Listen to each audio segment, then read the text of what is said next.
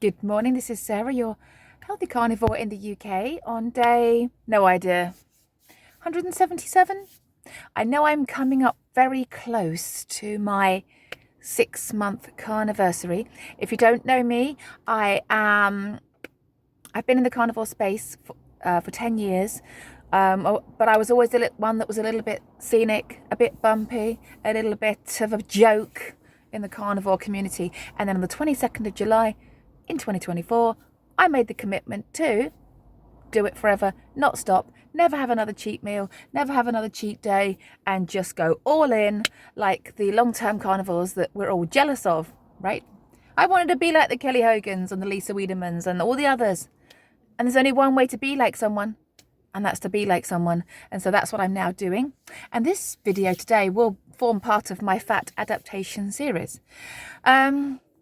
Interesting. I have heard that for some women, especially women of my kind of age, around menopausal age, it can take a long time for the body to give up and go into fat adaptation mode. What is fat adaptation? It's when your body has finally worked out how to access your own body fat as its fuel. And when you're leading up to that, it can be like walking through sand at times, both mentally and physically walking through sand. And but the last couple of weeks now, I have not been flagging at work, but I have also been taking a beef organ, cow organ, grass-fed supplement. Very clean. I'm going to pop the picture here. This is grass-fed beef, kidney, lamb and heart, I believe. Lamb. There's no lamb inside a cow. Kidney, liver and heart. And it's supposed to give you loads of energy. Now, I have had that energy now. But the thing is, though, here's the clincher. If it's just the supplements, I wouldn't have any shrinkage in my body, right? Over the same period, I've lost a half an inch off my waist and another half an inch off my thigh. So there's also the possibility that I am fat adapting as well. I kind of wish I hadn't taken the supplement when I did, because I now don't know what's causing this sudden rise in energy and clarity. But what was happening before this, I was at work, and then between about 12 and 1 p.m, I would start to really need to go and eat some fat. This is where some people might have gone and had a load of caffeine, but I needed to go and get some fat. And I knew it was fat I wanted, because as soon as I had that fat, I felt so much better. So it was like my body was saying, right, okay, I've run out of the fat you ate for breakfast. Now what am I going to do? You're starving me now, because I still can't access the fat from your body yet. So you're going to have to go and get some. And between 12 and 1, if my lunch break was at 1, I would really, really be cross. Really cross that I'm having to do a job where I can't go and eat when I want. Really cross at my body that it can't seem to figure out what I need it to do. And I used to get so cross. And then I used to go and eat something with a lot of fat in it and then feel better. And then realize that, yeah, it was just my body struggling to figure out how to work. And then you'd be thinking, why does everyone else's body work? Carrie from Homestead Howell talks about stage 3, where the energy goes through the roof. It's taken me 6 months to get there. Stage 3 doesn't happen very soon for everybody. But was it the supplement, or is it fat adaptation? I did measure myself, because yesterday somebody said to me at work, there's someone that hasn't seen me for a few weeks. They said, Sarah, can I ask you a question? I was like, sure. You've lost weight. I said, that's not a question, that's a statement, but I'll take it. I'll take it. When you get to my age, any compliment is a win, you know. Any small little baby step, you know, when you're 25, it's not that difficult to look healthy and well, as long as you're not vegan, you know. But, you know, when you're nearly 50, it's more effort to look okay. It takes a bit more... you know, I really could do with having permanent fake eyelashes, because my son told me they made me look 10 years younger. I could probably do with having permanent gel nails so that I look more glamorous. But I'm just going au naturel. So if anyone does give me a compliment, it's like, right, this is a win. I'll take it. This person does know that I was doing carnivore. And she said, yeah, but you said you were going to give it a year. And I said, yes, I am giving it the year. I think she was very surprised and shocked when I said that I'd gone through Christmas and my birthday. It's desperation that can make you do that. You don't have to be some kind of superhuman with superpowers. I think you just have to reach desperation point to be able to do that. And not even know if you're going to see any results. That takes even more desperation. And then somebody else in the room said, yeah, I think you have lost weight over Christmas. I thought, okay, well, I can't see it myself. But over the weekend, I did take a measurement around my my most narrowest part on my waist, and it was a half an inch down. And then I took a measurement around the most fattest part of my thigh, and that is half an inch down as well. So I've lost 2.5 inches off my thigh, and now 1.5 inches off my waist in 6 months. Wow, call the Daily Mail immediately. This is insanely fast results, right? Off the scale. So yeah, this is, you can see I'm hysterical. This is the result of pushing yourself really hard and not getting many results. You get a bit hysterical sometimes. Oh, but I do have a lot of energy. And is it those supplements? Would they work that fast? I mean, I've only been taking them for about 3 weeks, maybe. Would they really work that fast? I don't know. Or is it now that I am fat adapted? Because when I wake up in the morning, I'm not as hungry. And the only reason I am forcing some food down is because I'm scared of being at school and being offered something. Like last week we were in the we were supervising the children eating their lunch, and there were some hot puddings with custard left over, and they were handing them out. And it was very easy for me to say no, because I had a huge breakfast comprising of steak, bacon and egg. I did struggle to get it down though. I am struggling to get this breakfast down though. I'm not waking up as hungry as I was, which is another reason why I do think this is fat adaptation and not just the supplements, but we will see, right? It's one of those things. I'm not making any declarations. I'm just asking questions. What do you think? You don't even have to answer. It's just that some people are interested in my journey. Thank you to those that are still carrying on with me. We will see, I guess. So, you know, there are various signs of fat adaptation: reduced hunger, starting to lose weight, and full mental clarity and energy, which I have those. I seem to be having those 3 things.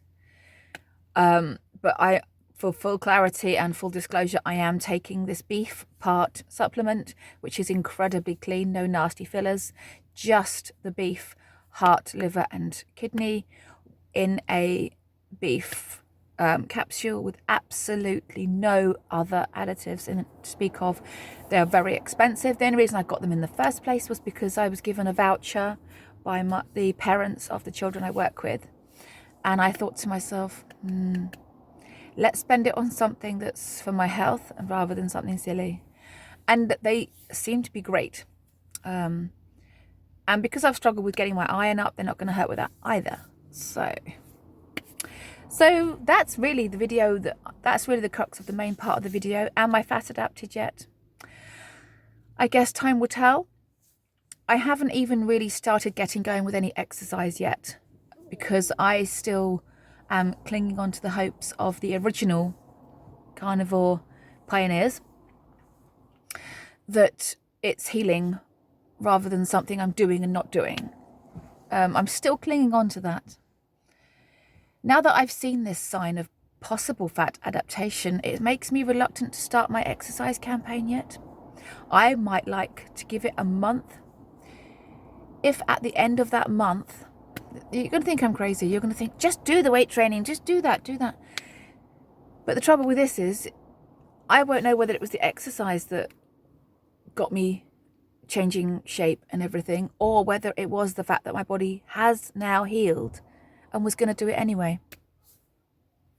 And that makes for a vague channel, because the people watching my channel won't know whether it was And because then they're going to think, well, it's because you started exercising. It's just because you started exercising, and that may not be true, because the original carnivore pioneers always said to me, eat to your full, drink to thirst, don't over-exercise, let your body heal.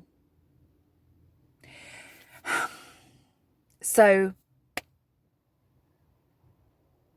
is it the right thing to do to start all this extra exercise at the same as my body fat adapting?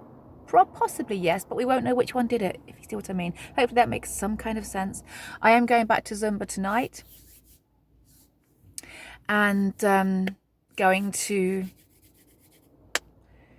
because I've got a flash mob coming up, there will be a video on this. I will drag one of my kids along to film this flash mob when it happens, and it will turn up on my channel, and I will try and wear something really obvious so you can see me in this flash mob. But I need to get back to Zumba if I'm going to take part in that, so that I know all the moves. If I don't do it, I'm not going to be able to do this flash mob. It'll be my third one, and or is it fourth? Third or fourth. The first one was incredible. Let's tell you about my first ever flash mob. This shows how confident I am, but I didn't want to do it to start with. It was for a hospice near me, and I did not want to do it, and I did not want to do it, so I didn't have the special t-shirt or anything. And then on the last couple of days before doing it, I suddenly thought, if I don't do this, I'm going to regret it for the entire rest of my life. So I did just turn up and join in, and it actually made some of my Zumba friends cry, because I literally just turned up out of the middle of nowhere in the crowd. I was probably the only one actually doing the flash mob properly, because I was just standing around hiding in the shadows, and just came out of the crowd and just did it. It made some of my friends cry, because like, oh, Sarah's turned up and she's doing it. That was incredible. Then we did another couple of flash mobs. Yeah, this will be my fourth one this summer. So that's going to be cool. Talking of regrets, we are trying to buy me my favourite ever car. Not going to bang on about that, but I think 2025 should be a year. Let's set a resolution that's a bit different to normal, right? Are you not doing something? Are you holding back on something? Is there something that's on your bucket list that you're holding back for some reason? Maybe 2025 could be your year, like mine, to tick something off your bucket list, even if it's a bit nuts. I'm trying to. We have some dots to I's to dots and T's to cross, but I'm about to buy a nearly 30-year-old car because it's my dream car. What could go wrong with that, right? But it's making me laugh so much that I'm doing it. Maybe because I just know it is a little bit of a stupid decision, but what the hell? You only live once, right? Is there something on your bucket list that you're wanting to, that you're holding back on? Are you holding back on it because you haven't lost weight for some reason? I've seen people do that. I'm not likely to hold back on that. Apart from wearing the bikini, of course. I'm not going to go walking around on a beach in a bikini yet. That's a different kind of bucket list. But non-weight related bucket lists. Is there a car that you would like to buy that's a bit silly? Is there a place you want to travel to and you haven't yet done it? You'll know what's on your bucket list. Go for it in 2025. It does make me laugh that I'm going to buy this car. So next week, if it all goes well and we do decide we're going to do it, I will be filming inside a different car. And I cannot wait to bring it to work so people think, oh my gosh, who's got that really old car? Me. Can't stand new cars, can't stand electric cars, can't stand what they stand for. Classic cars. And this one's going to grow in value. So what's on your bucket list and are you holding back? That's another topic. Tomorrow I'm going to talk about stopping carnivore and the effects it has on your health. And this was inspired by a comment by George Goodenough and also a comment mentioned in one of Dawn from Retching. And I wasn't going to edit this. I probably have to now. I was going to edit that. I'll try and... Sorry, Dawn. I think I've said enough. Dawn from the Resting Witch Face, aka the Happiest Carnivore channel. Talking about people stopping and then putting themselves back health-wise. That's what I think tomorrow's going to be about, unless I think of something else to talk about. I'm not going to get my scales out and confirm whether I'm fat adapted or not, because I don't want to know. it creates so much noise in my head. I'm just going to just monitor how I feel and see if my clothes start to get a little bit looser. And if they don't, I'm going to give it a month. I don't know. I don't know. Question. Should I pursue doing some weight-bearing exercises and muscle training? Or should I wait a month and see if this fat adaptation is happening? For the people that follow me all the way through, vote there. What do you think?